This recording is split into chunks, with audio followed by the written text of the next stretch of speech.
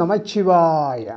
பராசக்தியின் 3 அம்சங்களாக இருப்பவர்கள் சரஸ்வதி கல்விக்கு அதிபதி, பார்வதி வீரத்திற்கு அதிபதி, மகாலட்சுமி செல்வத்திற்கு அதிபதி.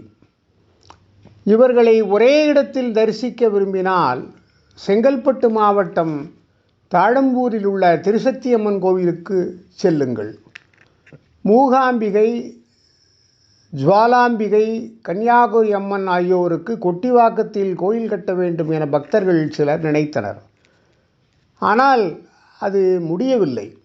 காலம் கடந்தது. ஒரு நாள் அவர்களில் ஒருவருக்கு கனவில் பட்டாடை உடுத்திய 3 சிறுமிகள், 3 நாகங்கள், சிம்மமும் தோன்றின. இந்த கனவு அடிக்கடி அவருக்கு வர ஆரம்பித்தது. பயந்து போன அவர் தனது குருசாமியிடம் இது குறித்து கேட்டார்.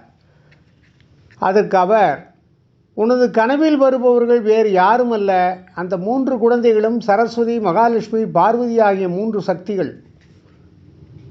இதற்கு ஏதேனும் காரணம் இருக்கும். ஏதேனும் பிரார்த்தனை செய்து நிறைவேற்றாமல் இருக்கிறாயா என கேட்டார். பிரார்த்தனை என எதுவும் இல்லை. ஆனால் பல ஆண்டுகளுக்கு முன்பு 3 தேவியருக்கும் கோயில் கட்டும் திட்டம் இருந்தது என்றார் பக்தர்.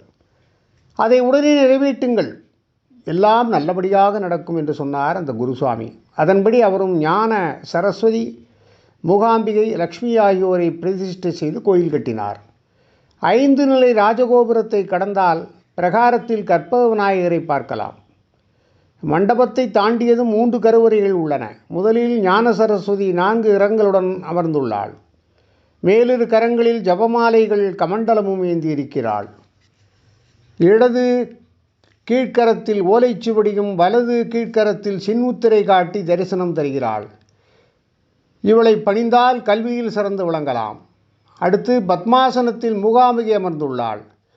மேல் 2 கரங்களில் சங்கு சக்கரமும் கீழ் 2 கரங்களில் சின்முத்திரையும் வரதகஸ்தமும் உள்ளது. இவளது அருட்பார்வை மனவலிமையை தரும், பயத்தை போக்கும். அடுத்து லக்ஷ்மி தேவி மேலிரு கரங்களில் தாமரை முட்டுக்களை தாங்கியும் கீழிரு கரங்களில் அபய வரதகஸ்தம் காட்டி புன்னகை தவிழ காட்சியளிக்கிறாள்.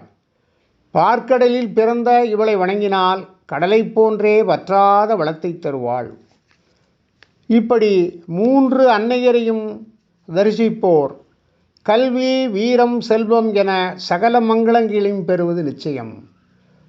ஒருமுறை நீங்கள் இந்த கோயிலுக்கு சென்று வழிபட்டு நல்ல மங்களத்தை பெறுவீர்கள் என்று வேண்டிக் கொள்கிறேன். ஓம் நமச்சிவாய.